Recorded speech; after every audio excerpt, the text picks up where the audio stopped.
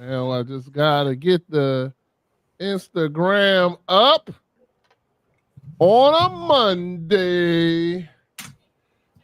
All right, Instagram is good. Hello, hello, hello. It's your boy, the Beast One. Welcome to another great episode of Dad Mentality Podcast. I'm so excited that here this week to have this young man join me. I've been trying to get him in here for weeks and weeks, but he's the coldest man with the Clippers in Dallas, Texas. So he always busy out there. Y'all know how barbers do you. But it's all right. I got my man, Matty Ice, joining me today. We're going to have a great conversation about the book he's written about God's purpose and what it can do for you. So just check us out. Y'all know what it is. It's Dad Mentality.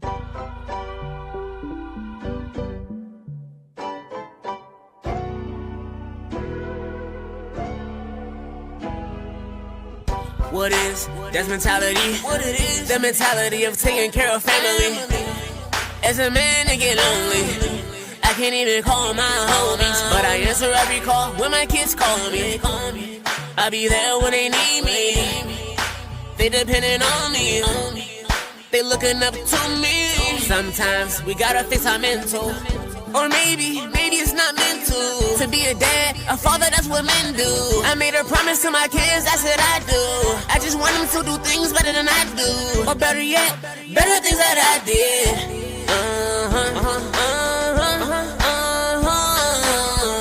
What is Dad's mentality? What it is? The mentality of taking care of family. As a man, I get lonely. I can't even call my homies, but I answer every call when my kids call me.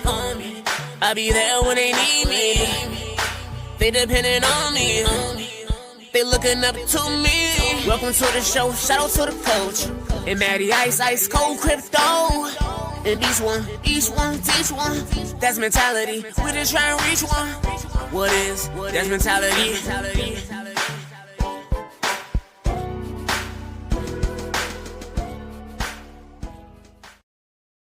Hello. Ooh, lost my voice there. Hello. It's your boy, the Beast One. Thank you for joining us again for another episode of Dad Mentality Podcast. We got a great one for y'all today. As y'all know, I don't do this by myself. I got my great co-host here to join me. Y'all know him as Wealthy and Blessed. Y'all know him as the Diversified Hustler. Y'all know him as the Ice Cream Man. Y'all know him as Matty Ice Cold Crypto. What's going on, Matty Ice? How you doing, sir? What's good, man? Good to be here on this good Monday, man. How everybody feeling? Man, I'm feeling great, brother. Feeling great. It's another beautiful day today. Yes, sir. And I'm excited that everybody is here. And as you know, we finally got this man, Matty Ice. You know, he treated us like we were stepchildren the first time I tried to get him out here. But, you know, he finally showed for us. You know, he finally showed up for us. But I know him as an author. He's an entrepreneur. He's a great spokesman, man of God. I got to speak to him on Chef Dennis's show and said, I gotta have this man on my show. And you know, he's known as he got the coldest Clippers in Texas, but I don't know if that's true. I got to go out there and get a little shape up, get a little something done. We'll see if we can do that one day. But you know, he's also, like I said, a father. He's also a husband. It's my man, Kevin Hughes. How you doing, sir? Man, what's going on? What's going on, man? It's an honor for me, man, to be on this show, man. You know, especially, man, we all dance. It's fire, man. I'm excited to be in the building. Let's go. Yeah. Let's go. Yeah.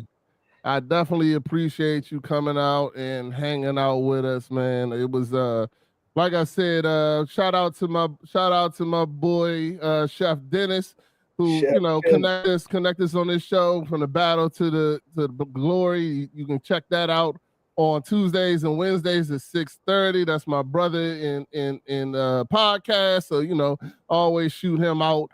But you know, today we're gonna have a good time. I want to start off with, of course, self-care check-in. Self-care is something that we feel is important here at Dad Mentality, that, you know, you always check on your boys, man. Always check on your friends. As men, we don't really talk to each other. A lot of times we feel that we got to hold things in and stuff like that, man. If you don't got a friend that you can talk to, if you don't got a pastor, if you don't got a counselor, if you don't got any of these things, man, you can check in with us, man. Those of y'all in the comments, please let us know how you feeling from 0 to 10. Put your ratings in here. I'll definitely post them up and let people know how you going. But I'm gonna go ahead and let Matty Ice start us out with this week with how he's feeling from 0 to 10, and let me know what's coming up this week that you're excited about, brother. I'm doing pretty good this week, man. You know, not excellent, but I'm at about a 7, man. Same as I was about last week. Last week was a good week, man. Was out of town all week for work, man, down Virginia Beach. Just got back in town over the weekend. So just trying to get back on track for the holidays, man. Go shopping and do everything I need to do to get everything together for this Thanksgiving on Thursday. You know, I mean, it's just another day, but to me, Thanksgiving is more just time with the family, everybody get together, man, slow down a little bit, spend time together, you know what I mean, see what we're going to do that day, sit back, eat, watch some games, you know what I mean, watch some movies, put some puzzles together, man, just do something. I'm happy to have Friday, y'all, so, you know, man, I got a good 4-day weekend this weekend, so that's making me feel a little bit better. You know what I mean, looking forward to seeing my wife, she hasn't been home, she's been out of town over at our house for the last week, so she'll be back home on Wednesday, and her aunt's gonna come spend Thanksgiving with us. So man, looking forward to that. So should be a great week, man. You know, get to refresh over the weekend, and then get back to it. But I'm at about a 7, and hopefully by Thanksgiving Day, man, chilling with the family, I'll be at that 8, 9, 10. You know what I mean, throughout the weekend. Man, shout out to Lady O. You know what I'm saying? We love us some more, man. We're going to have to come through. We might have to run through and grab a plate. I plan on doing that to Coach's house, too. I might have me and Vicky might just run through everybody's house, get them plates and make sure everything good. Yeah. That's what's up. Hey, we already know. You're always welcome, my brother. Just so you know, Kevin, usually I'm the one cooking around here. So you know these pretenders like Matty Ice and Coach, they don't really be knowing what they doing on the grill. So sometimes I gotta go over there and show them how it's really done. You know what I'm saying? Hey, come on over, bro. Fire the grill up. Go bring a slab with you too, and some Delmonico's, baby. Yeah, the grill is open. We'll get there, brother. But let me go ahead and so for me, I say I'm 7.5, 8. I say I'm still doing good. You know, I say more 8. I'm excited that my daughter came home from college.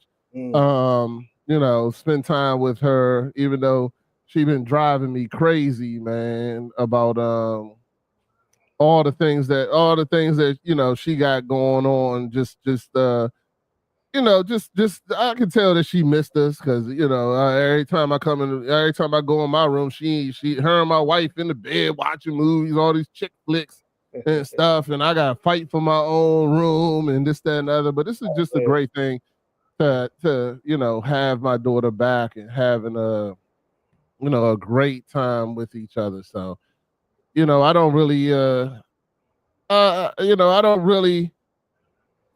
get too excited about the holidays.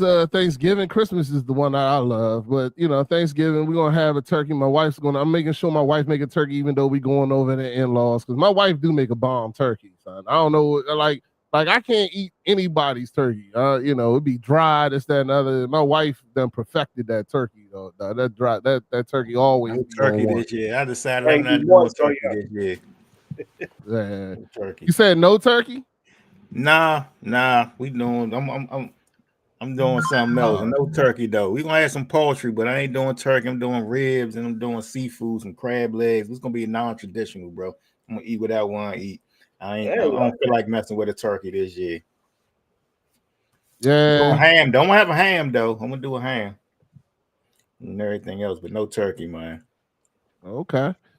So, shout out to Reginald. He's in the building. Shout out to my boy, JC, and also known as Kenny, my man Kenny, what's going on? Pastor Kenny having a good time out there. I know he gonna be out there helping the homeless and stuff like that. He always out in the streets doing his thing. So anyway, but yeah, I say I'm a 9, everything good. I mean, an 8, everything good, family good, life is good, man. I can't complain. You know, it's the simple things in life that make you happy. So that's where I'm at. Where you at, Kevin? And Reginald, let me see where you at 0 to 10, man. Kenny, you too. Where y'all at 0 to 10? Hey, man. First of all, again, I gotta say it's an honor to be in the building, man. And if you would have asked me this question a week ago, bro, I was sick as a dog. I was having respiratory issues, man. I'm on the back half of it. So man, I was about a 2 or 3 about a week ago. But man, today I'm excited. This week I'm excited. One of my favorite holidays because a big fella love to eat. Y'all talking about grilling. Hey, come on, man. I'm one of them on that grill now, but I'm a dial back. All I'm gonna say is if I wasn't cutting hair, and my family that's in this chat, if you in the bottom of this chat, let them know. If I was not cutting hair, I'll be on that grill, man. I'm one of them on that grill. But I digress. I'm about an 8, man. Because I'm excited.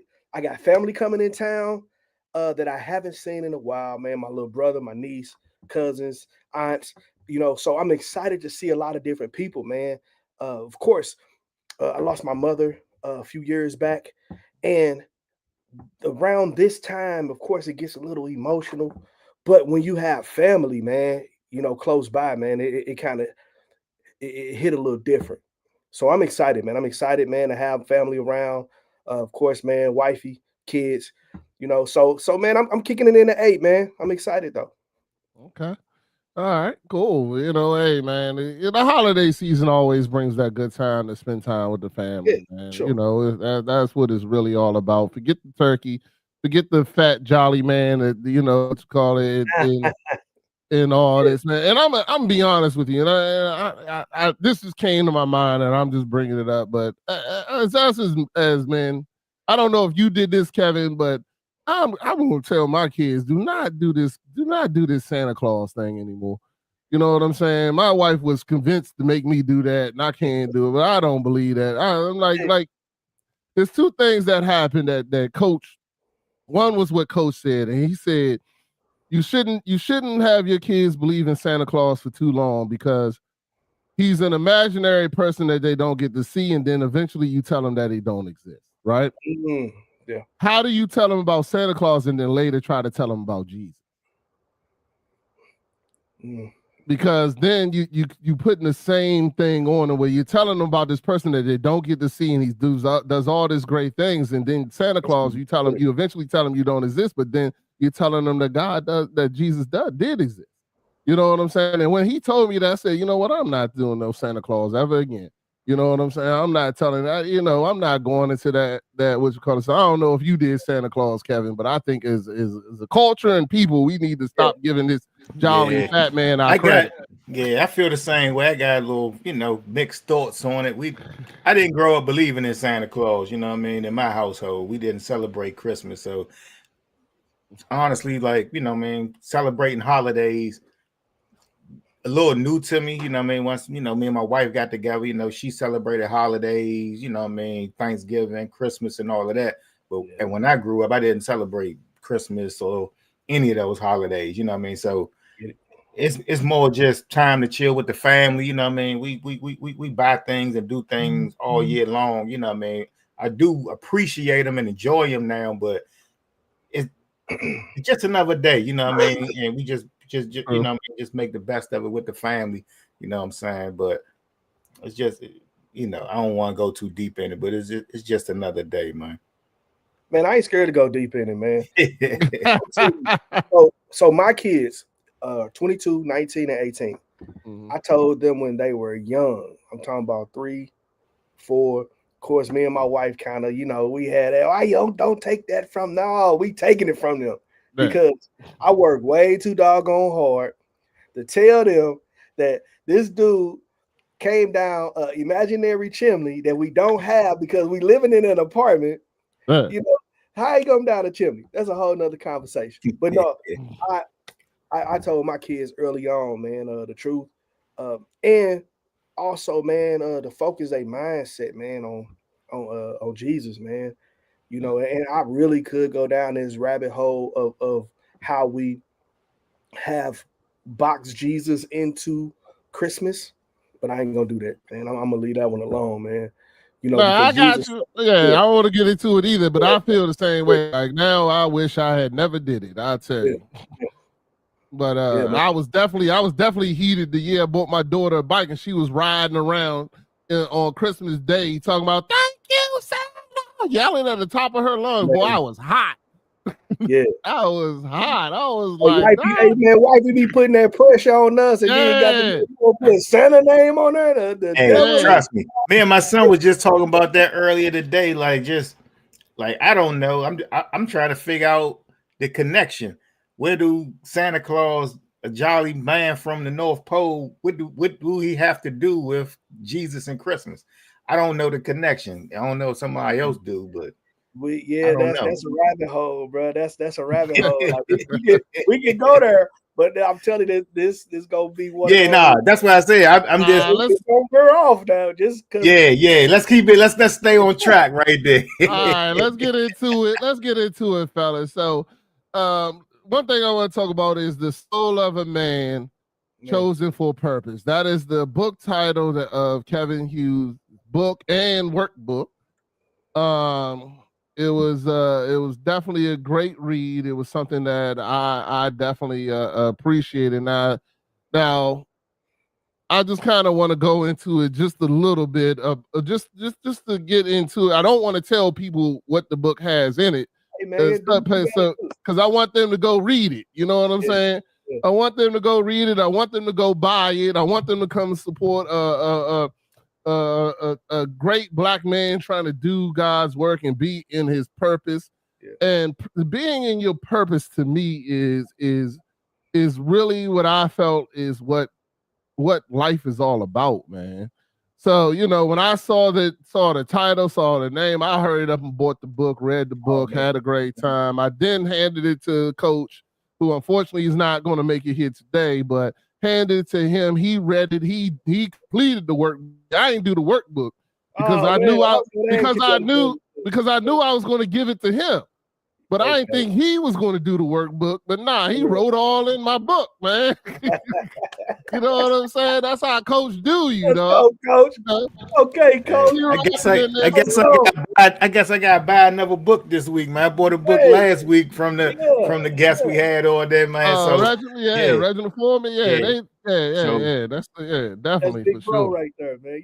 Yeah. So Kevin, man, you let me know, send the link, man. I check your joint out too, for sure. For sure. Well, you definitely can get it on Amazon, and I put Kevin Hughes strikingleague.com. Can you get it there too? Absolutely. It'll you can hit the link and it'll take you straight to it. Okay. Excellent. But yeah, please check out that book, supporting it. You know, let me tell you something. Any man, like for me, I got all kinds of issues, the dyslexia and stuff like that. So a lot of times I always buy audio books, but I took the time to sit there and read it. I was on vacation that weekend. So I had time to sit in front of the beautiful ocean and just read and really absorb it. And I enjoyed it. I think it's something great. But let's get into some of the questions that I have for you today. Yes, sir. And one of the things I wanted to ask you was, you know, the story is about your purpose and you coming into your purpose. The struggle and almost the things that you went through that helps you get there or make you get into that purpose. When did you know that God wanted you to share that story with the world?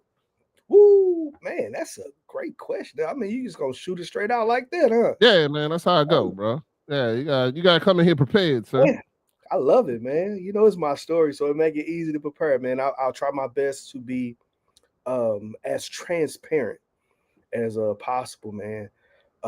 So to directly answer that question, man, that purpose goes back, man, when God originally called me, right? When I was about 10, 11 years old. Okay. You know, so had a traumatic childhood, had a pretty good childhood, but traumatic and it was good at the same time. Seen a lot of things, dealt with a lot of things, which that book is going to be coming soon. But that's a whole nother conversation. We're going to dig into this one. Okay. So where this book lives, where this book is most vibrant at, it takes place when I moved here from St. Louis, Missouri to here in Fort Worth, Texas. And this particular book is speaking in volume and directly to what I had to deal with from the time frame of uh, when I first moved here until now. So understanding my purpose goes back into my childhood, but accepting my purpose goes into the avenue of what the purpose of this book was and why I put a lot of emphasis in this book. So to give you this, understanding my purpose is, man, I was chasing money, man. I was chasing success, like most men do. That's what we do, bro. We chase that bag, man. We like money. We like the things that money can buy. And in the midst of me chasing money, it caused me to turn my back on who God was originally calling me to be. So losing it, losing a six-figure income, losing those things that I built up, that I had money and I was going to buy. I bought me a Camaro and buying all these different things, buying my wife certain things. And when all of those things are taken away from you, you're left with you. And that's where it took me. It took me into a place of who are you outside of what your job says? Who are you outside of what you have and the possessions you have? So that's when it really hit me like, dang, bro, who am I? What am I? Yeah. So No, that's no, that I Yeah, definitely. I feel that because yeah, my journey was similar. I went through something similar too. You know what I real. mean? Yeah. That's dope. Nah, figuring out who you are outside of what's everything around you. Because most people say, "Oh, I'm a father. I'm this. I'm that." Yeah. It's really a huge difference just figuring out who you are, what's your purpose, and what are you when you strip all that stuff down. You Mm, know what I'm saying? And that was definitely something that I had to go through as well. So I definitely related to the book, especially you talk about the death in your family and how that really affected you. You know yeah, what I'm saying? I talk about here openly, my father died when I was 11. man. And Sorry. and and yeah, and I saw the thing that was the worst part was I saw him that morning. Like my dad, I saw him, we had a full conversation. Matter of fact, I was mad at him because he woke me up because my dad had a field, he had plants, and I was supposed to water the plants. And Mm, I ain't water them. So he woke me up before he went to work and was like, nah, you gotta water my plants, go water my plants. And then I go to school in less than an hour into my day of school. I'm coming out and they telling me my father's dead. You know what I'm saying? And that I always say the death to me is never good. Like I don't handle death well.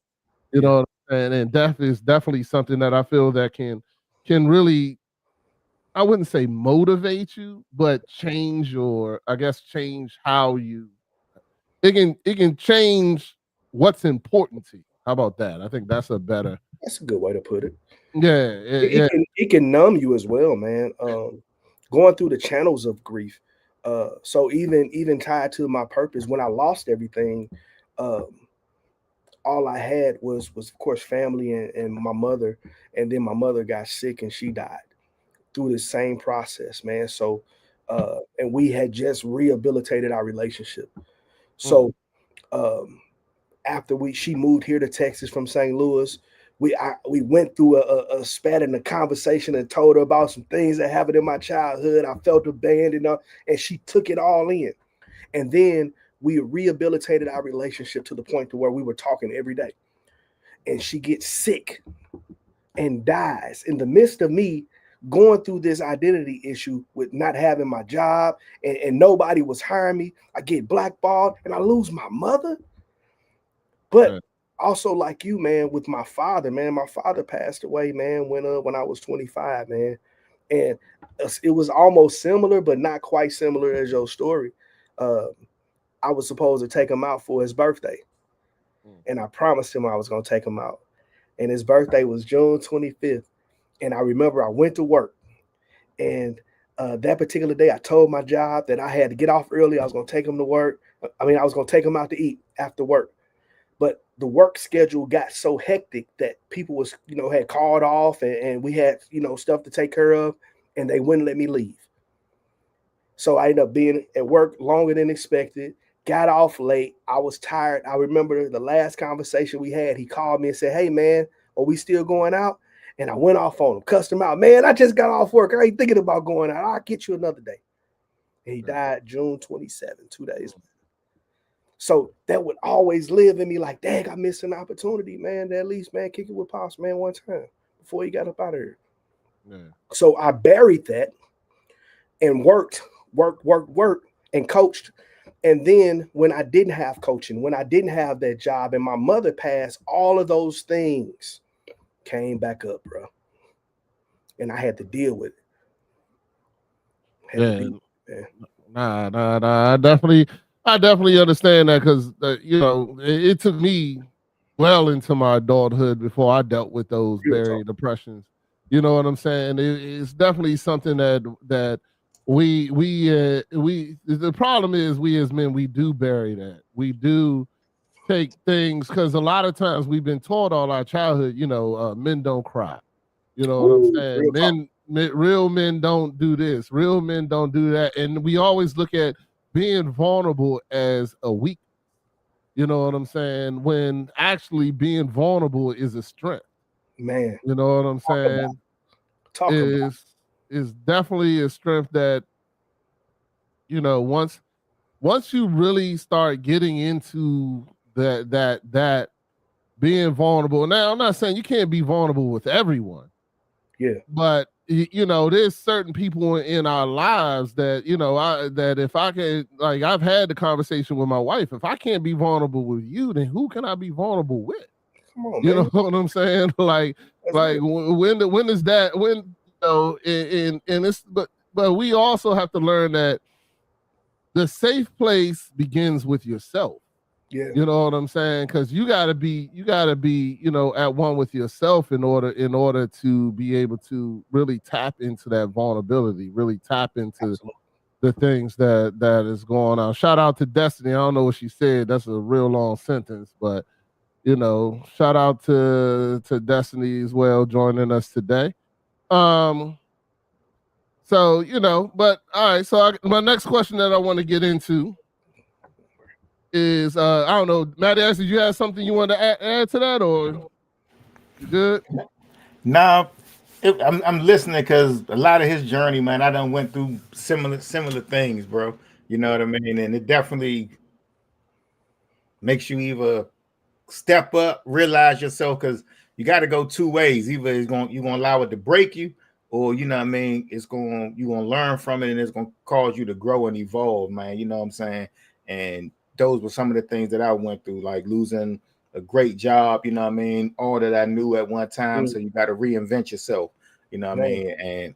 And dealing with, loss. I lost my father, kind of similar, with the way you lost your pop, I mean? We didn't get into it. I was fortunate that I was able to see him before he passed, but it was still like a shock, I mean?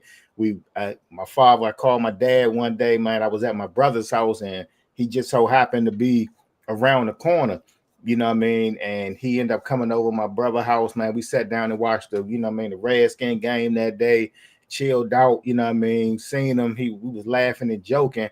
And the next morning, after we spent that time together, the very next day, I get a call that he had a heart attack, and I rushed to the hospital. And by the time I got there, he had passed. So I was fortunate that, I was able to see him the day before. That's how things work, I mean?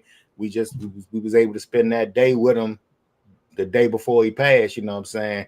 And I always look on that. And then, the passing of my wife's mother, what I mean? And different things, man. It brings you makes you stronger, what I'm saying? And it's never easy, but you can use it, man, if you know how to focus it. You know what I'm saying? But I definitely feel with what you're saying, man. I've had similar experiences. Yeah. And you know what, man? Kind of elaborate even more, man. Sometimes, not sometimes, us men, let's do this.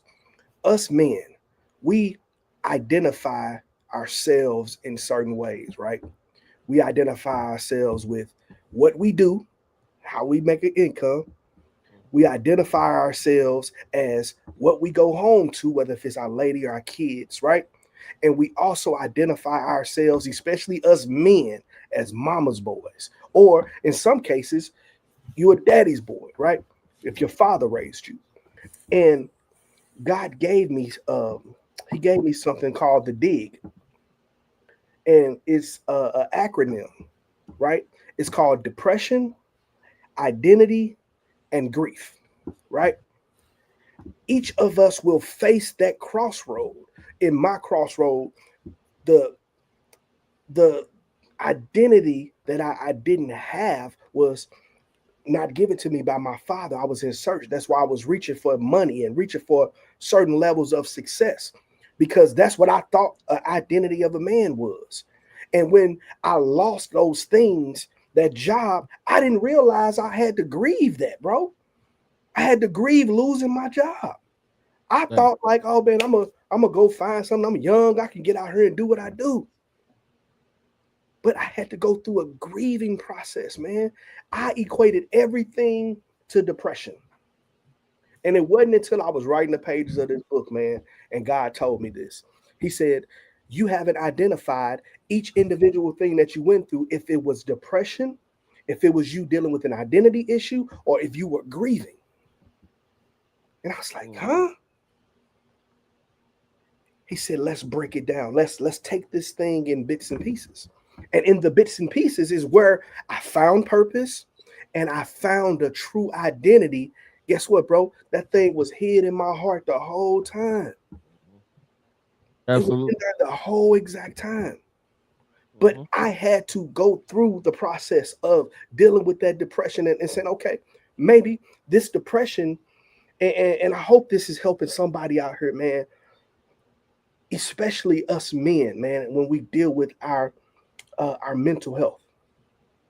When a lot of things, we kind of just go, and we don't deal with the depression things that happen that are right in our face. We let our wives kind of have things the way they want to have it, and we just accept whatever comes along with it. And then when the rubber meet the road, we are left with that depression. That's why the suicide rates are so high. And that thing stems from not really knowing who you are and having an identity. And then once you don't have the identity, guess what, man? You got to go through the process and grieve of who you thought you were supposed to be. Let him die so God can really teach you who you're supposed to be. Absolutely. I mean, that is very, very good. Well said. I mean, because that is exactly what I feel. A lot of that stuff that you just said is exactly what I have gone through and done it live on this show. You know, I used to always be known as the Beast One. I felt like God was telling me I had to kill that persona. You know what I'm saying? I had to get rid of that persona. It's definitely in the wilderness too. Yeah. You know what I'm saying? Going through the wilderness, going back to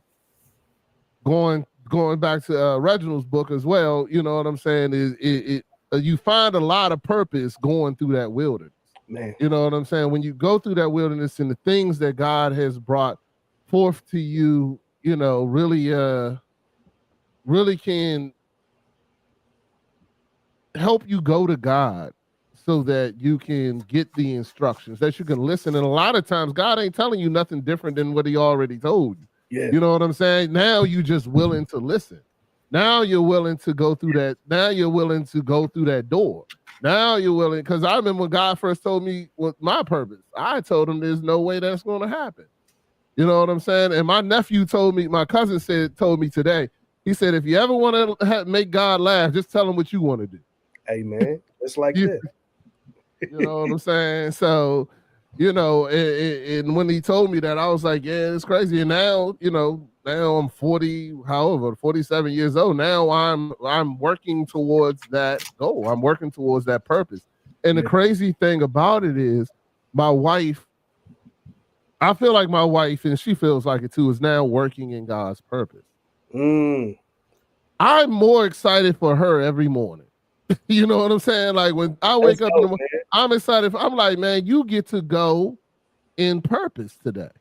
Like you get to be in purpose today, and I want to be there. I want to be there. I want to be there when I'm waking up because I've had jobs. You know what I'm saying? I had my job. I quit my job. I think a little over maybe a year ago. No, I think I quit it in January, February of this year. So I was making a lot of money in that job, but it wasn't fulfilling my purpose. Ooh. I didn't feel my purpose at all. And when I quit that job, they thought I was crazy. They literally was like, so you don't have another job? I was like, nah. They was like, well, what are you going to do? I was like, I don't know, wait for God to tell me.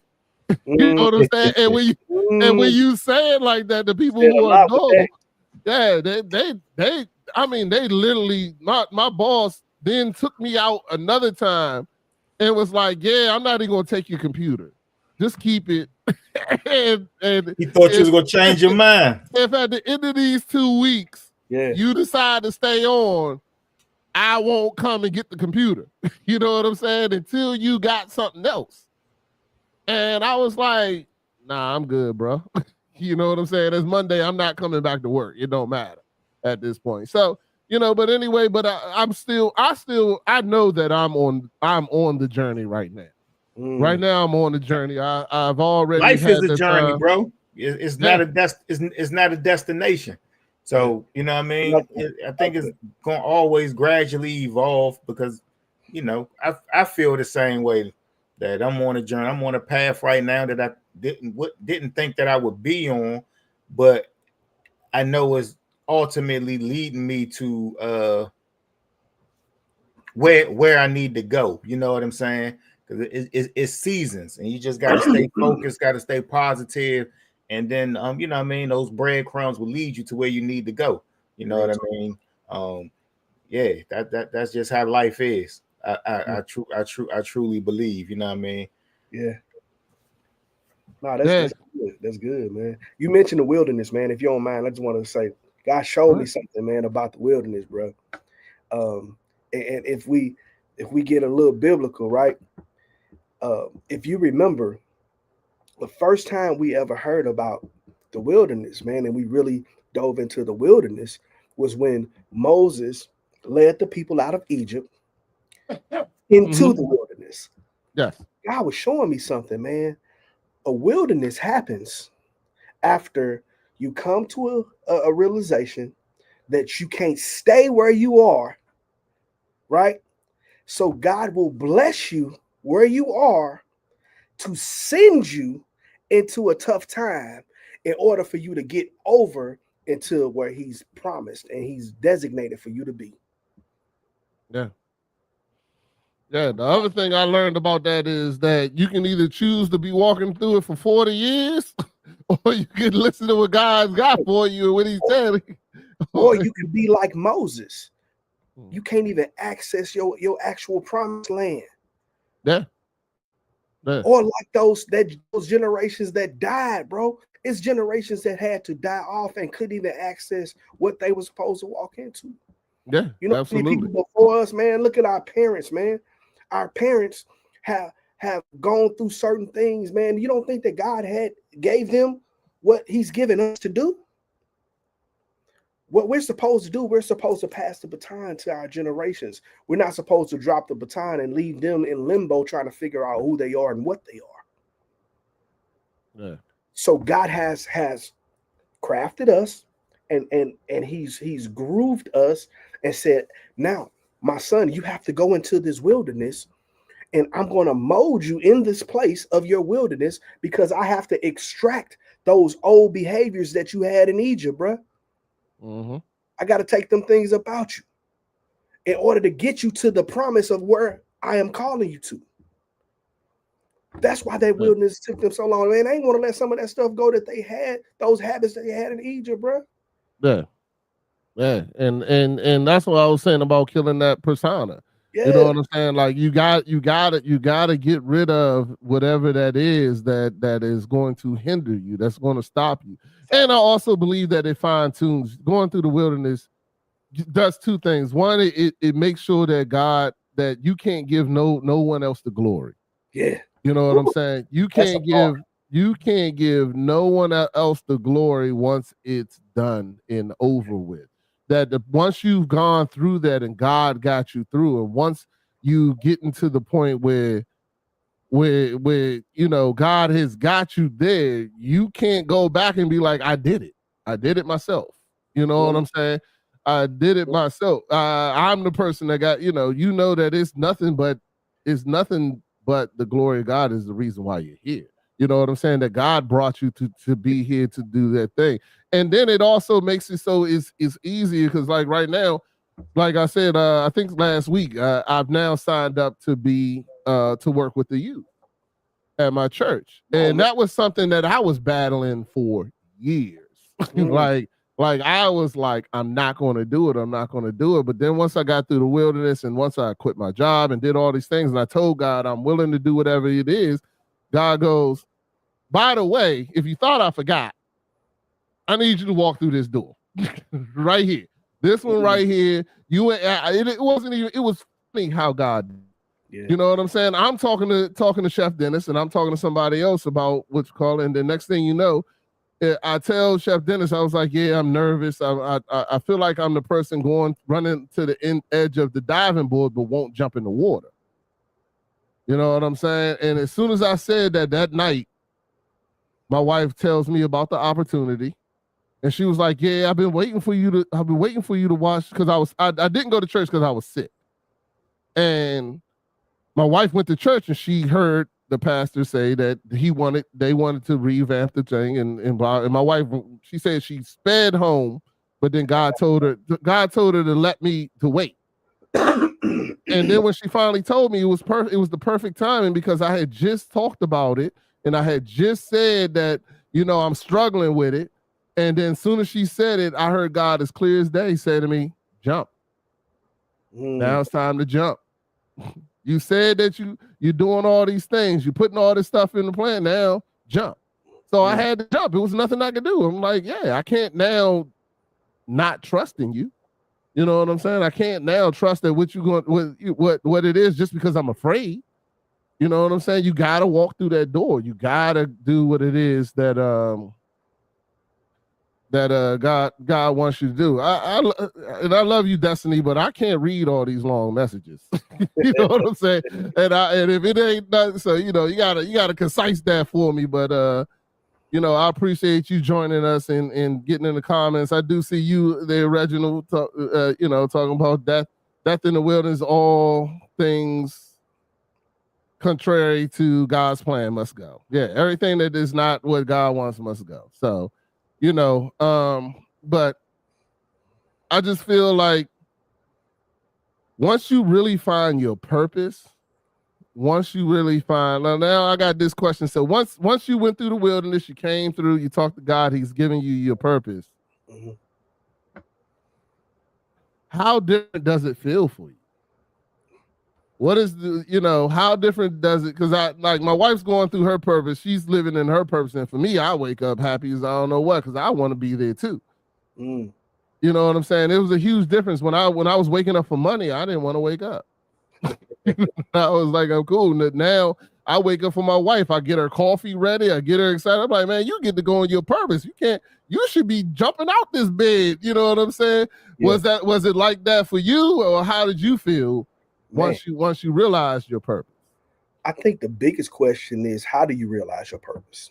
Okay. Where would that? And to answer that question first, your purpose was something that comes easy to you, right? That you really don't find an instantaneous enjoyment in doing because it's so easy for you to do, right? That's something that God has gifted you to do.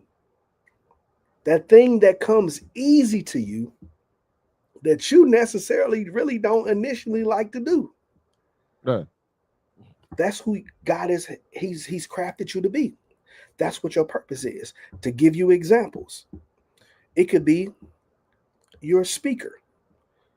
When you talk The room goes silent and people are locked in and you can grab the attention, but you may hate to talk to people. It could be something like with cooking. When you cook, everybody shut up and they eat, and all you can hear is people smacking. Okay. It can be something as simple as you are the type of person that's always there to love on people where they are.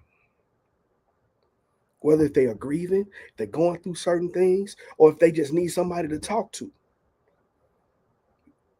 You instantly do it because it's second nature to you. Once you first come to grips, again, with that dig, that depression, that identity, and the grief, once you scrap all of those things and you say, oh man, you mean to tell me this is who I've been the whole doggone time? Yeah. Give you scripture with it. The Bible says that before you were formed in your mother's womb, I knew you. Mm-hmm. And because he knew you, he had already crafted your purpose and your gift together. And he knitted that thing and he embedded that thing inside of your heart. Give you a secular scripture. The Bible says that gifts come without repentance, meaning I gave you these gifts where you ain't even got to pay attention to it. The hard thing for you to do is to accept your gift and your purpose and allow those things to intertwine. Why do you think? Go ahead. I'm sorry. Oh no, go ahead. You about to ask the same question I was going to say. I was going to say, why do you think it's so difficult for us to accept our purpose? Because go back to, it's something that you know how to do that you really don't like to do because it's no challenge to you. A few of my things that, or it could be this as well. It could be a discouragement of something that happened in your past that make you not even want to do that. Case in point, when I was growing up, they used to put me in the behavior classrooms. And they used to tell my mother, that boy needs some medicine. He got an imagination. He's sitting over there talking to people. He's sitting over there. He's creative. He writing all these different things down. I would write and draw these different plays out, and I would do all these different things, and I would write. And my imagination was so big. But to somebody else, my purpose and my gift of who I was as a writer, they didn't see it as that. So what they did, they dimmed it like he has some kind of mental or ADD or ADHD. So what happens is further along the line, I get to throw that thing back and say, no, I'm not a writer because it's tied to ADD. It's tied to ADHD. That's not who I am. And then after I keep denying who I am, I don't even accept who I am because I've denied who I am all of these years of my life. So now I have to kill that and grieve my thoughts about that thing that's my purpose. I have to grieve it because I had wrong thoughts about who God has called me to be. I am a writer. I am an author. I am a speaker. So those are the things that God had to show me, man, that was tied to my purpose, bro. Okay. Maddie, you got anything to say about that? Nah, I agree. Sometimes, you know what I mean, they can like somebody just said, they can dim your light, you know what I mean? And then you got to remember, Facts, you know what I mean, your true powers, and then, you know, believe in yourself and what you're capable of being. You know what I mean? Because when we was kids, you know, me and my boy, he was talking about like, you think you could do anything when you was a kid, man. You ride around on your big wheel, you know what I mean? You ride and you feel invincible. But then, you know what I mean, somebody tell you, you know, chill out, be safe, don't hurt yourself. You know what I mean? They instill that fear in you. You know what I'm saying? So sometimes you just gotta get back to, you know, still being smart, but still having that youthful type of belief. You know what I'm saying? That you can do it.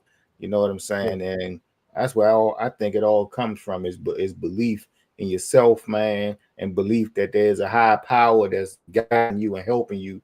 That's going, you know, man, allow you to be able to do the things that you know choose and want to do.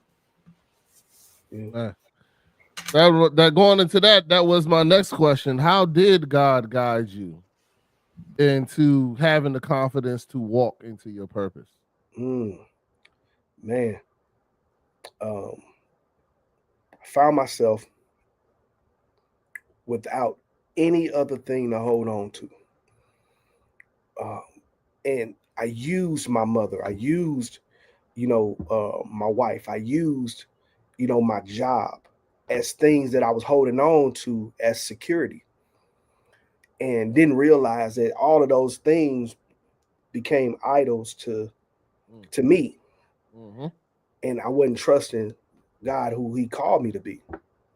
So a lot of my security was snatched away from me, man. And when I was little, bro, my father was trying to teach me how to swim, and I was terrified of water. And his idea to teach me how to swim was to throw me in the deep end. Excuse me. And he was trying to tell me to paddle, this. Everybody don't learn that way. And I was definitely one of those ones. I was about to die. And I realized it wasn't until he was hands-on with me saying, listen, bro, this is all you got to do. Move your arms in the rhythm of moving your feet. That's the same way God had to do with me.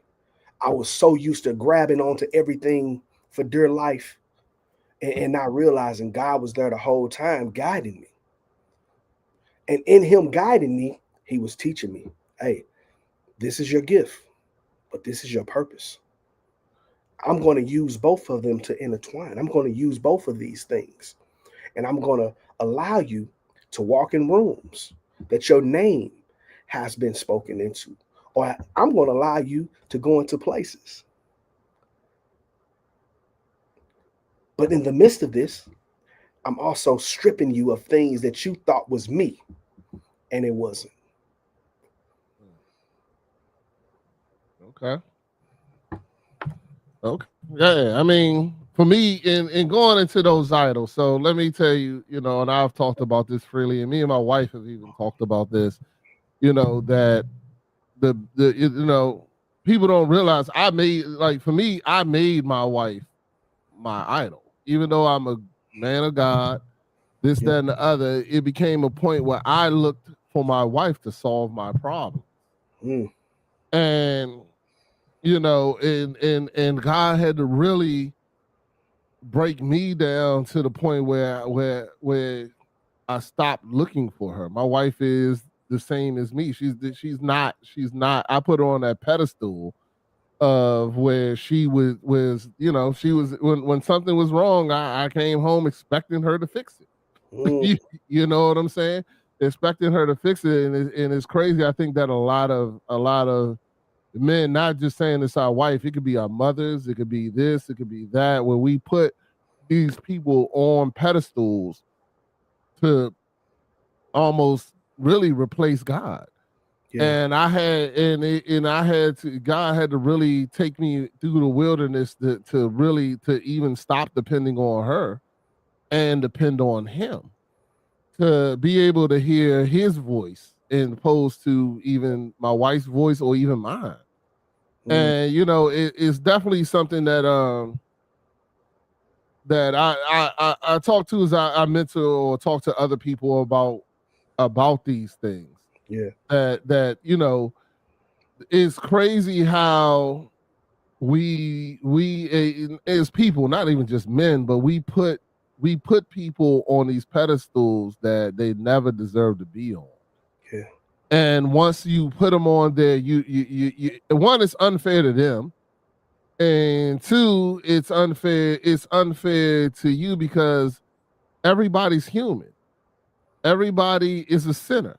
Everybody are these things. So to put somebody else other than God on that pedestal is the thing that in my opinion will definitely lead you in the wrong direction. Yeah. And I love my wife and she is great, but the greatest thing I did was take her off that pedestal. It made our marriage better. And it's crazy how people would think that it didn't, but it did. You know what I'm saying? Me and my wife have the best relationship, and it's only because I stopped looking to her to solve my insecurities. Yeah. You know what I'm saying? And that's really what it is. Hey, bro, that's so good. That's so good right there. Because that's it. That's exactly what it is. You put her there because of insecurities that you didn't want to deal with. I put certain people in certain places because of the insecurities that I didn't want to deal with. So in order to get even close to your purpose or to have the understanding of your purpose, man, you have to come to grips with snatching those idols down and having a real identity check. A real identity check. You know what I'm saying? Yeah. Everybody say God, God is the head of my life until something like have to be changed up or something happen. Yeah. If you really want to know, if you really want to do a self-check, ask yourself this, man. Look at your life and say, if I were to take this thing out, how would that make me feel about me? And how would that make me feel about God? If I was to take this particular thing away from me. And that'll let you know where your heart is. Yeah. And I'm for it. I love the fact that you love your wife, boy. Because hey, as a man, real talk. Let's really get that understanding. There was a love that she was able to give you that made you put her in that place. That's dope in itself. Yeah. But to understand, like, oh man, I think I didn't put you way too far up above on this pedestal, man. And maybe I just need to love on you from a place and not put you up here as a cop out to be like, I'm insecure there, so I'm gonna let you stay there. You got it. Yeah. So I think that's fire, bro. I think that's dope, man, that you can identify that, man, and you can deal with that. Therapy, brother. Yeah. Christian therapy at that. Yeah. I had the best.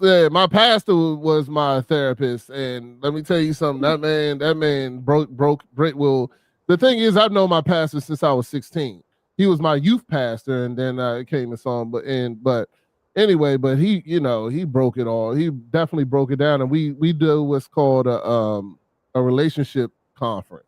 And in that relationship conference, we had a gentleman, I'm blanking on his name right now, but he came in, but he was the one that brought it to my attention.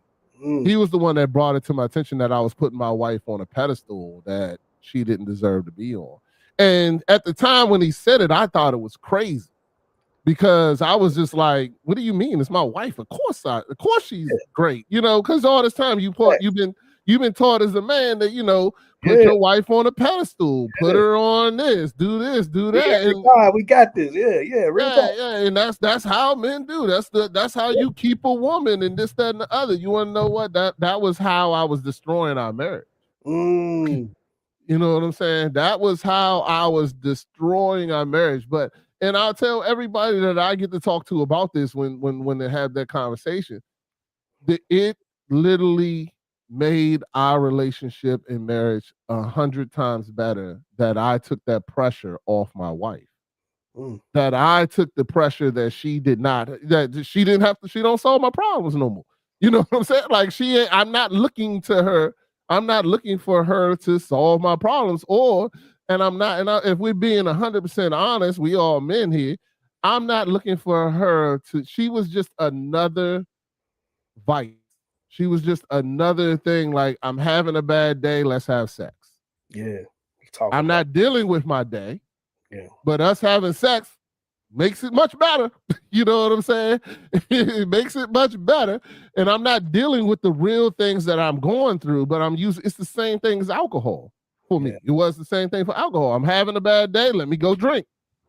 Let me go do this. Let me go do that.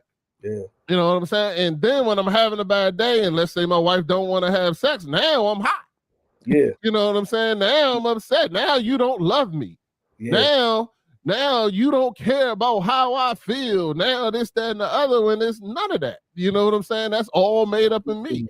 I was making up that whole scenario. My wife wasn't even, she wasn't even aware of what's going on. You know what I'm saying? But I looked at her, hey, we have sex. Everything's great again. You know what I'm saying? And that's not fair. That's not, that's not what God intended it for. And B, that's not why your wife is here. She's not here just to have sex with you to make you feel better for that moment. And you still don't deal with what is the real issue. You know what I'm saying? You still don't deal with the real issue. Dealing with the real issue is what you have to do. And anytime people use anything from sex, alcohol, drugs, whatever the case may be, to numb themselves, to not deal with the real issue that's going on. But I do want to go back to your book. Let me digress from that and go back. Because I gotta, but my biggest thing, I was just curious, if you could go back today and talk to yourself when you was in that state of depression, what advice would you give yourself? What advice would you tell yourself that what would you say? Man, that is a really good question. The first thing I would definitely tell myself, it's okay to let go. It's okay to let go. I know it's not what you thought it was supposed to be. I was holding on, and it's emotional for me, y'all. I was holding on to what I believed, because what I believed in is not like I'm doing something bad or wrong, and I did my dirt in this life, but I'm holding on to my mother. I'm holding on to all of these different things, man. I thought I was supposed to be a provider, God. This is what you said. I thought this is what I was supposed to do, and I was holding on. If I was to go back and talk to young Kev just a few years ago, I would tell him, let go. Because in that letting go, in that falling, I found a deeper yearning for God. And it wasn't performance-based. It wasn't about what I could do, the work I can do. It wasn't based off of how well I can put on a show. But it was just all about love and walking into really sonship of who God had for me. He says, for real, man, I'm father to the fatherless and I'm mother to the motherless. I can quote it with the best of you, but I didn't believe it. Because I ain't believe God loved me enough, man. You love me enough to prophesy. You love me enough to speak and to do all of these things. But in those moments, man, when I let go, is when I really feel God's love, man.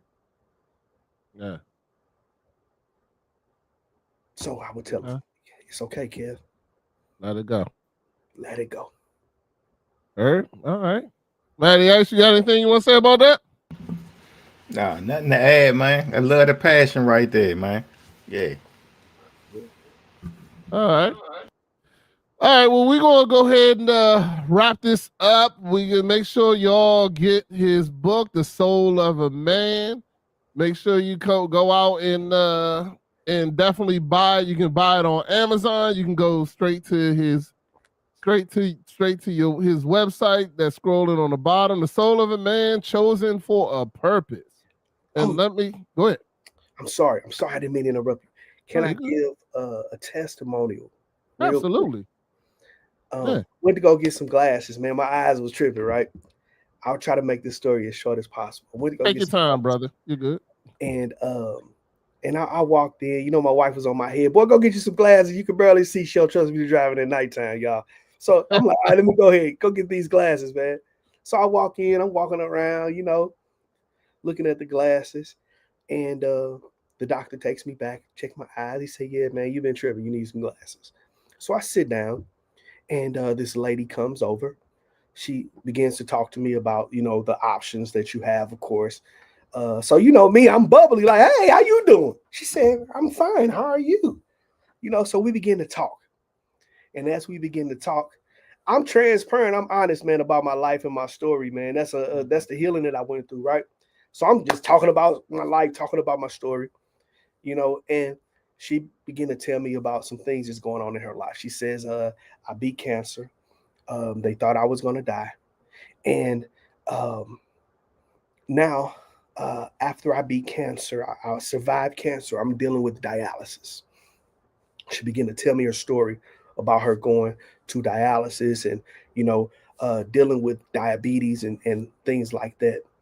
And I just saw it on her. I said, man, you've been ducking that pool pit, huh? She said, what you mean I've been ducking the pool pit? I say, nah, you've been called to preach. That's why God preserving you. He keeping you on this earth because you got a word to tell. And that lady looked at me and she wailed in her eyes. She was like, how you know? I said, that ain't for me to tell. I said, that's just God just gave me a little intel. That's all. I said, but God has called you for a time like this, even in the presence of where you are, even in a place like this. We were in America's best. Yeah. I said, God has still called you. It's not about the stage. It's not about the platform. You're on platform whenever you're in front of people that, even if it's a one-on-one. So we begin to talk about, yeah, I'm a preacher's kid and all these different things. And as we ended this conversation, I was like, you know what? I really enjoy talking to you and you have a blessed day. She said, you know what? You made my day. Not only did you make my day, you made my month. I've never met a person like you. I said, man, don't stroke my ego, man. My head already too big. My wife tell me. So I go to the car and I open up the door and I heard the Lord clear as day. Get a lady a book. I said, man, bet. I go back in. I go to the counter and I pull out a pen. I start signing the book. And she say, what you doing back? Did you forget something? You trying to, I guess back out on your glasses? I said, no, ma'am. I said, God just told me to come back and give you this book. She said, really? I said, yeah. She said, I didn't know you were an author. I said, man, I'm whoever God tell me to be in that moment, man. That's who I am. She said, well, I'm going to read this book. I said, all right. I said, well, I tell you what, when I come back, just tell me about it. I love to know what you think. I said, because I put my heart in it. I was extremely vulnerable in this book. She said, all right, I sure will. I'm going to read it. So a few weeks go by. Man, these people ain't called me about my glasses, man. I'm starting to worry. I'm looking at my wife like, hey, like these people trying to gank me or something. She laughing at me. She said, boy, you be tripping. So anyway, they gave me a call. I go into this store. I don't see this lady. I honestly forgot, if I keep it real, that I was supposed to talk to her and ask her about this book. So another young lady helped me. So I'm sitting down. The lady go to the back. And as she go to the back, who appears? This older lady. She's probably maybe about late 50s, early 60s. She say, I've been looking for you. I said, oh, Lord, what I do? I didn't do it. I don't know who did it. But, now she said, you definitely did it. I want to talk to you. So I said, yes, ma'am. So we sat down. She said, I read your book. And first of all, I want to tell you that I'm sorry about your parents. But I'm going to shake you because God got his hands on you, boy. I said, yes, ma'am. I said, yes, ma'am. She said, I'm going to tell you how I know God has his hands on you. She began to talk. She said, I read your book when I was in dialysis and I was crying. And I took your book home. And when I took your book home, I set your book down. She said, something I didn't tell you is I take care of my parents, my mother and my father. She said, my father had a massive stroke and he lost all movement on the left side of his body. And I went home and I set that book down. And do you know, my father won't eat. He won't drink. He's just pretty much waiting to die. He's lost a bunch of weight. He's just waiting to die. And I came back and that book was gone. All of a sudden, a day later, I heard my father excited and he's walking around this house saying, I need to take the mask off. I need to take the mask off. I need to figure out who I am. I need to find my purpose. Even in who I am, I'm taking the mask off. And he began to try to write. He hasn't written anything. He can't even write because he lost his whole mobility in his left hand, man. But he's sitting there, he's trying to write. He said, I got to write down my purpose, man. I'm getting emotional. Y'all got to excuse me, bro. You good? He said, man, I got to write down who I am because God ain't changed his mind about me. I got to take this mask off and show people who God has called me to be because I got it out of his book. And her husband ain't even a believer. Her husband like, man, what's wrong with your daddy? He been walking around this house talking about take a mask off. He could barely get around. He need to sit down somewhere. So she began to tell him, it's this man that I met. I think he my new friend. He ain't my friend like that, but I met him at work. And he gave me this book. And I didn't know daddy was going to read the book, but daddy excited. Daddy ain't showed no excitement. He said, he got that out of a book. We've been trying to get this man mobile all this time, and he got all this stuff out of the book. So she said, now all of a sudden, daddy trying to show the book to mom. So she said, give me my book back. This man gave me this book. So she took the book back. And she said a day later, she went upstairs in her room. And you know what she did, bro? She noticed that book was sitting on her husband's side. And now her husband is reading it, bro. Wow. If don't nobody else buy this book, God has allowed me to see, man, that this book right here is in somebody's house and I don't know nobody's name, man. Yeah. God will prepare a table for you. So how do you know you in your purpose if we do in this thing the right way, bro? How you know you in your purpose? Your name and your presence and your purpose will speak in rooms that you ain't even stepped in. That family blessed, man, because I was obedient to write my business, man. And bro, I am forever grateful. Yeah, that is a great testimony. I gotta put a round up for that. I'm telling you, that is a great testimony, bro. I'm happy that you experienced that, and I mean, it is those type of moments when you in your purpose. Like my wife comes home and tells me about all the great things that's going on in her purpose and helping kids and doing things that help. She's doing several different things, helping kids, helping old folks, helping this. And I mean, wow. She comes home and tells us just amazing. I mean, and that makes it all worth it. Like it's not even about the money and stuff like that. You know what I'm saying? When you're working in your purpose, like you're saying, the money comes, but it's no greater joy than knowing what you're doing and having that moment like what you just said. Yeah, man. This lady that you didn't even know. That is the thing, man. And I appreciate you sharing that story. Just make sure if anybody wants to follow you, where they can follow you, where they can find you before we get into our reels and then our terrible football picks, since you say you a football guru. Football guru, man. I'm telling you. We're going to see. We're going to see for sure. Man, you can follow me on all social media platforms, man. Definitely on Facebook, of course, Kevin Hughes on Facebook, Kevin C. Hughes on Instagram, Kevin C. Hughes on TikTok. The link, of course, to my website is at the bottom. There's a short bio, tells you a little bit about me. I'm a father of 3, a husband of a beautiful, beautiful woman.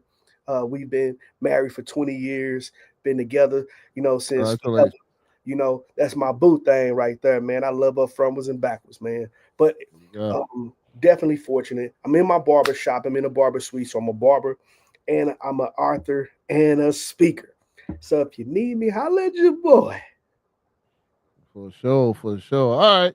So what we do now is we go reels, we listen to the reels, and then we discuss them afterwards. I picked some pretty good reels that I think will definitely fall in. So I'm gonna go ahead and go with this first one first. You might even recognize somebody. So Uh-oh. I know that guy. Everybody. Man, this thought has been on my mind for a couple of days. I'm sure you've heard it before. Be careful or watch out for the people that don't clap for you or support you and all that good stuff.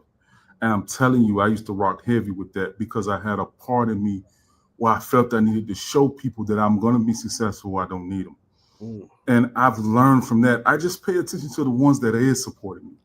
I had to learn something real strong that helped me in prison. When I was in prison and I got out, I was thinking about nobody was visiting me. I really didn't have a lot of people writing me. It was hard. I felt that some family members should have supported me more. And man of God told me, man, that God removed the people from you. He wanted you to be able to trust him for where you're going. you had a chance to really see God move, that nobody will get the credit for what God is building in you.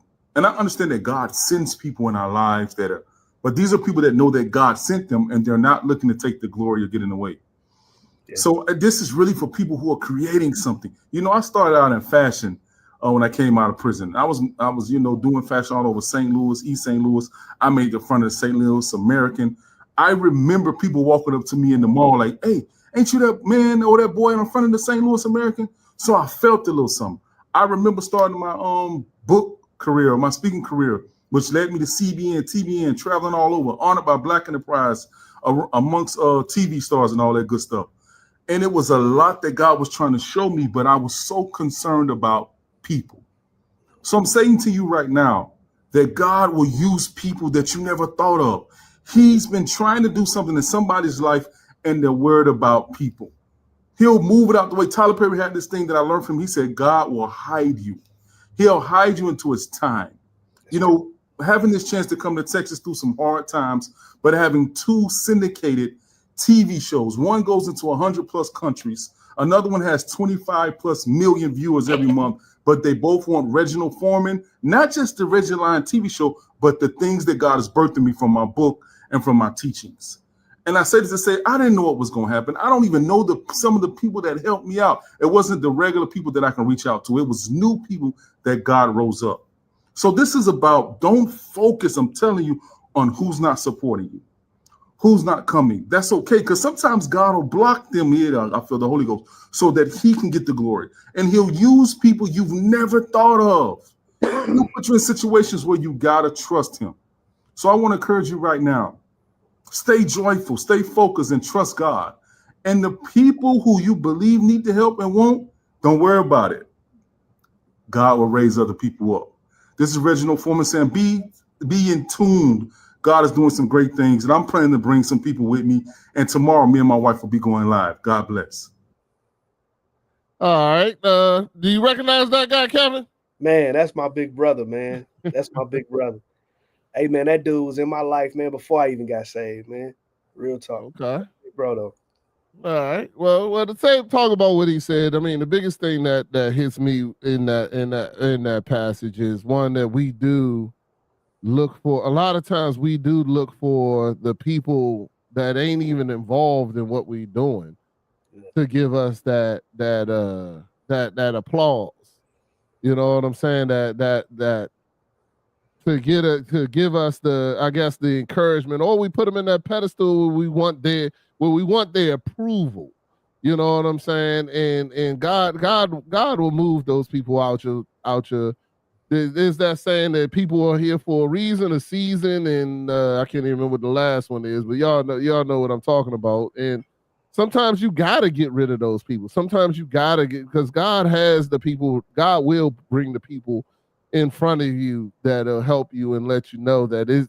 And the other thing is that God don't want you to think that it was y'all. You know what I'm saying? It was him that got you here. It was his glory. All this stuff that you're doing is for his glory. And a lot of times people get things that God has put in their place, and then they start believing in themselves more than they're believing in God.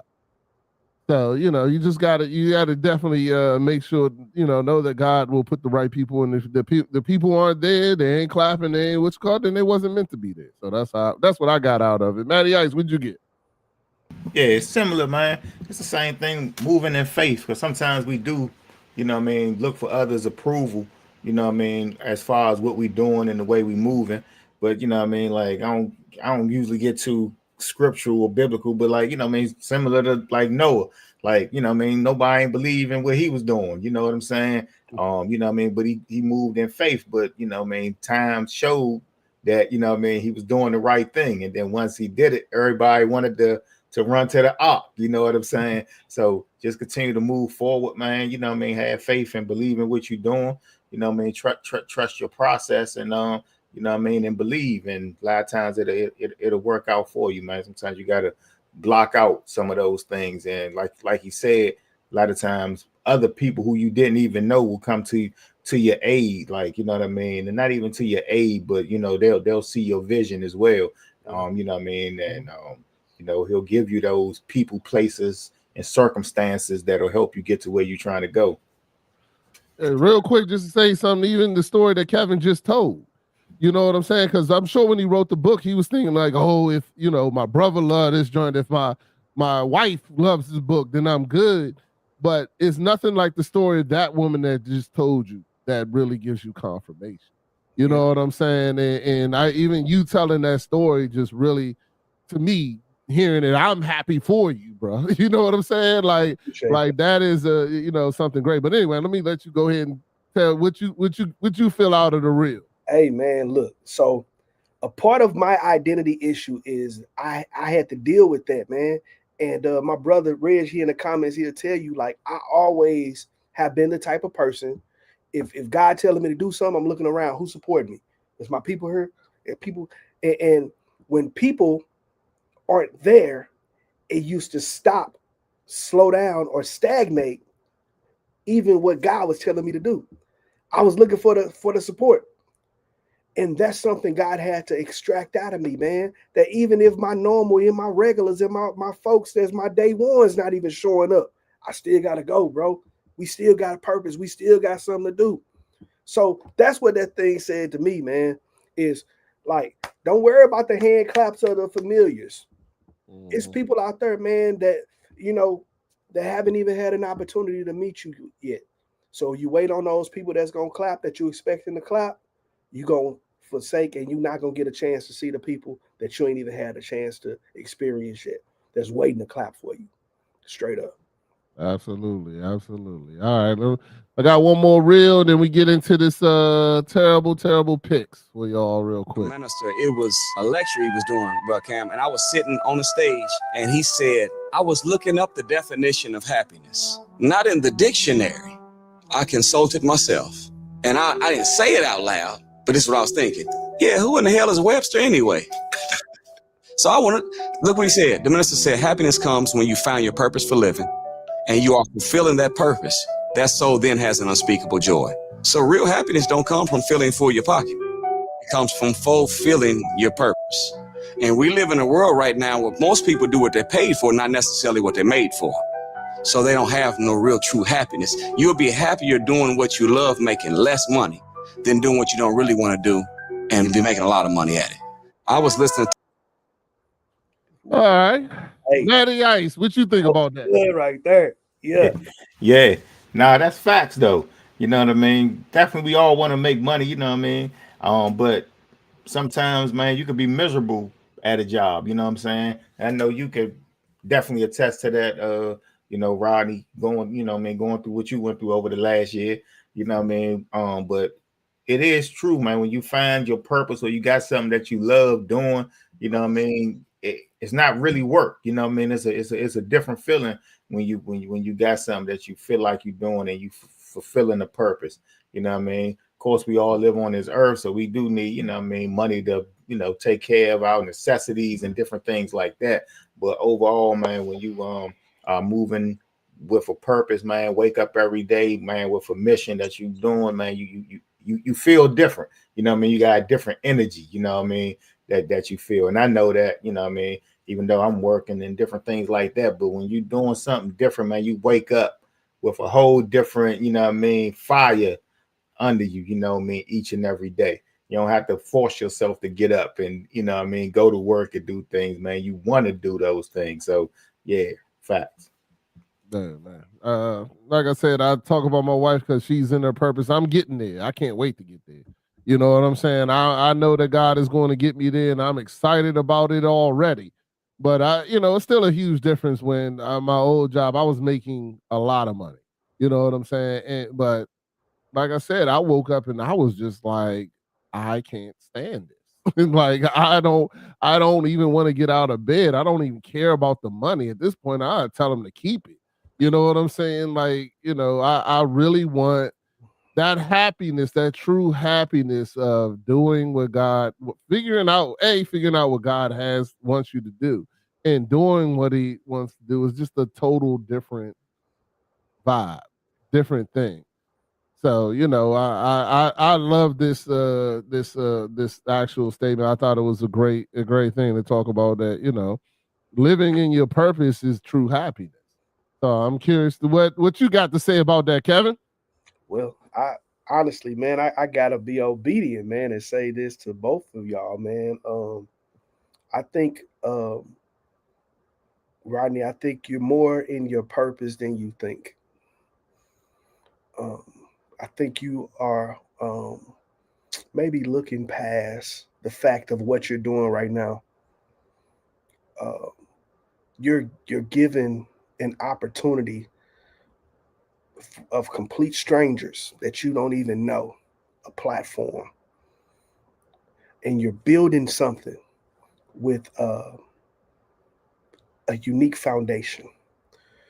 And whether you realize it or not, man, this is you're in the vein of who you are and your purpose by giving God glory, bro, and being real, being transparent, allowing a space. Everybody can't do this, bro. Everybody can't do this. But God has something that started off as fun. You've gripped it and you've taken advantage and you've created a space, man. So I think I'm on here to challenge and task you to turn this thing up another notch. To get out here and find um, some people that's gonna be an engine behind the push of making you go more and be seen more. Um, a lot of things that you have learned throughout the years by doing a podcast like this have been through trial and error. But the trial and error that you've learned has got you to this point and to this place of where you are right now. But I encourage you to turn this thing up, man. I mean, turn this thing up. Take it more into just this is something I'm used to doing in routine. And like God, I'm giving you all of this. This you. And the things that's gonna come from this, because this is one of your uncomfortable things, is speaking on the other side of an audience because of a platform like this. That's something that's your portion and something that's coming for you. So, and that's why he's giving you the youth right now. He's giving you the youth to give you training grounds of where he's taking you. So be prepared. But that's my my charge for you is to turn this thing up. And Matty Ice, man, I got a word for you, brother. It was a reason you were on here too today. And I kept seeing you like, man, I gotta work. And I know I'm outside of the purpose that God got for me, but I have to do this. And I don't know, man. I just kept wanting to tell you, man, that God ain't changed his mind about you, man. God hasn't changed his mind about you. And it may look like it has slowed down, stopped, or even changed. But God had to allow that to happen for you to insert him in what you're about to do. I see you as an entrepreneur, but there's going to be a giving side of what you do as an entrepreneur. I don't have a clue what you do, but I know you're an entrepreneur. It's all over you. And even at the job that you at right now, bro, you only doing it just to make money and you trying to figure out why. But is somebody even there that you got to give something to? You straddle that fence of who God has called you to be and you who you are perceived and presumed. You have a perception of who you are supposed to be. But I'm here to serve you notice because it's like I'm looking at myself. I'm here to serve you notice that you can be all of who you are, Matthew and Matty Ice, and still love God and still serve God. But what God is about to do with your business, you won't have a choice but to put them ahead of this one because you don't even know how to start it back. You ain't even got the means to start it back right now. But you're going to see. Mark this day. God is about to start speaking to you again about your business avenues. He's about to really give you a layout of how to strategically do this business his way. And it's going to be more profitable. It's going to bring him glory. And it's going to also uplift you. And you're going to find yourself in your God-given purpose, my brother. All right, I'm done. Appreciate that. Yeah, I'm gonna go ahead and clip this and send that to O. Lady O. That way, if he'll try to act on it, Lady O will make sure she'll remind him. Lady O will remind him. So that's great. All right, thank you. I appreciate it, man. I appreciate the word, man. Anytime anybody got a word from me, I accept it. You know what I'm saying? I'm definitely accepted it, and I appreciate it, and thank you. But right now, I need you to be the guru on this NFL. Guru is here. Let's go. You know what I'm saying? So we can end the day. Yeah, I about need to to go ahead. find out. Let's see. Yeah, we about to find out because if you win, if your pick win, then I'm know that the message you just gave me was real, or I'm just gonna realize that This message ain't got nothing to do with these doggone picks, man. I'm gonna realize that you better at giving the word than your football knowledge. Hey, so either absolutely, yeah. Either way, I'm still holding it against you. So. So I'm gonna go ahead and pick these games, and like I said, I'm gonna make it difficult. So we're gonna pick the tight games this week. I ain't even gonna put no easy ones in here. So we're gonna start the week with the Green Bay Packers at the Detroit Lions. They have the Detroit Lions up by 3.5 points. We do not do points. It's straight who's gonna win.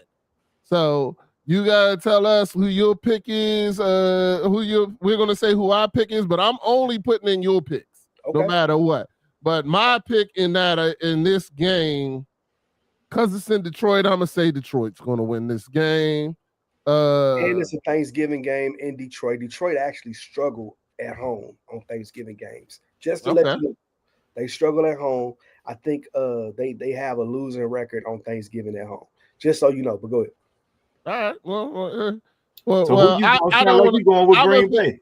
I want to pick the Lions only really because Coach is a Jordan Love fan and I am against Jordan Love.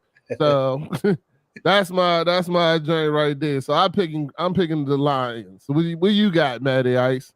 It's gonna be a good game, I think. You know what I mean?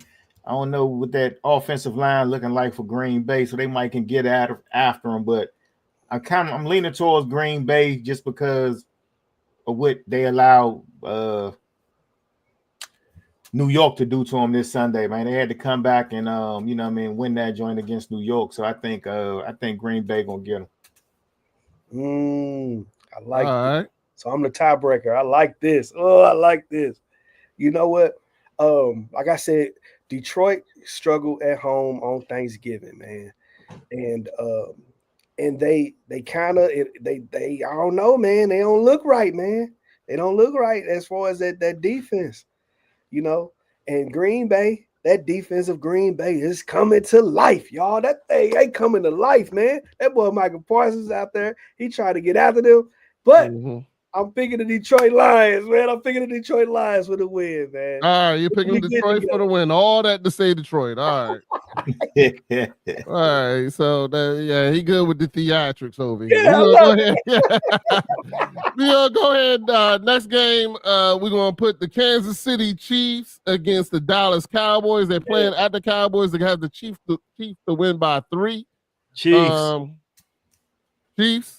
Yeah, not picking up Cowboys. Yeah, me too. I'm going Chiefs too. But you know, we're going with only Kevin Hughes pick. So this is going to be his pick. So I'm gonna let you know. I'm blasting you on Facebook too, man, when these picks don't come through. One thing about this particular game, you already know this. I know you're a divisional guy. I know you're a Commanders fan, but you know it's about them fly, Eagles fly. And the Cowboys just beat us. But, you know, so I hate the Cowboys. I don't like nothing about them. I don't like the smell Cowboys fans. So I never pick the Cowboys, even if they get spotted 21 points. I'm going with Kansas City in a must-win game, and they gonna go on a run. They probably gonna mess around and make a doggone another Super Bowl appearance. So I got Kansas City, man, by 10. Kansas City making another Super Bowl appearance? Yeah. I don't think so, bro. But we'll go ahead and keep it going. I heard you made your what is it, your pick or whatever they call the pick that people don't suspect or whatever that is. I don't know. KC. I don't even know what that is. What are you trying to do? All right, so one of them teams, man. We're gonna go with another close game only because they're putting it as close pick'em, and that's the Arizona Cardinals versus the Tampa Bay Buccaneers. In Tampa Bay, it's only a 3-point game. They say that Tampa Bay is predicted to win by 3. So, and they're playing at Tampa Bay. So, Cardinals in Tampa Bay. Matty Ice, what you think? Oh, I'm going Tampa Bay, man. I like Tampa Bay. All right, Tampa Bay is your pick. Cardinals don't got no receivers right now, man. Their receivers hurt, and well, I don't even really worried about their quarterback either way. Whoever playing their quarterback, but they ain't got no receivers right now. Yeah. All right. So who you picking? Kevin? Man, so they are supposed to get a receiver back in Tampa Bay. Godwin, he's supposed to be back healthy. Supposed to get Irvin back, the running back, so they're gonna add some depth, man. So I'm going with Tampa Bay, man. I do not believe in Jacoby Brissett, bro. I'm sorry, I don't believe in him. And then he don't have nobody to throw the ball to, man. Exactly. And Tampa Bay just got smacked last night by the Rams, man. So they are desperate for a win. All right. So our next pick, we're gonna go ahead and go against Coach because I want to see what how you feel about this Coach pick because I know who Coach would pick on this, but that'd be the Houston Texans and the Indianapolis Colts playing this week. They're playing in Indy. They have Indy predicted for 4.5 points in Indy, but what do you think? Well, me, I'm gonna go against the Colts because that's what Coach would do, and so I'm doing that. So I'm going to Texas. And Matty Ice, what you think? I don't know. Is CJ Stroud back? Because if I wasn't liking that dude Mills the other day. He ended up looking good by the end of the game, but Mills was looking shaky, man. I don't know. I'm rolling with the Colts, man. It depends. I don't know because I don't know if CJ Stroud playing. He had a concussion, so he should be playing. But if it's Andy, man, I'm going with the Colts, man. They're running back, man. He looking unstoppable right now, man. I'm gonna have to go with the Colts. Well, all right. Considering you're in Texas over there, Kevin, make sure you don't. I don't want you to get kicked out of nowhere. Go ahead. What you picking? Hey, look, I already talked about the Cowboys. They're closer than you. Cowboy fans don't like me anyway, and I like that they don't like me. Yeah, he an Eagles fan. He ain't worried about that. I like that they don't like me.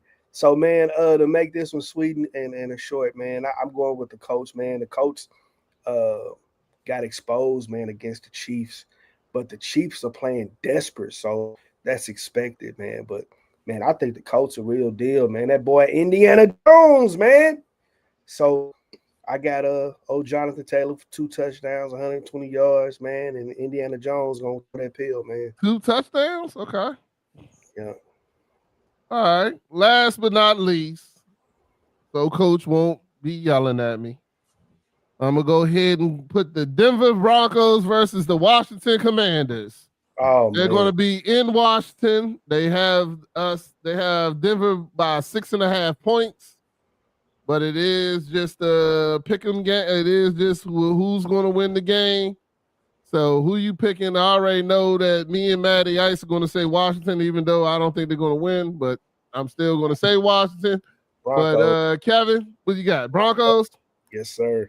All right, those are our 5 picks. Let me put this best slip in real quick. $20.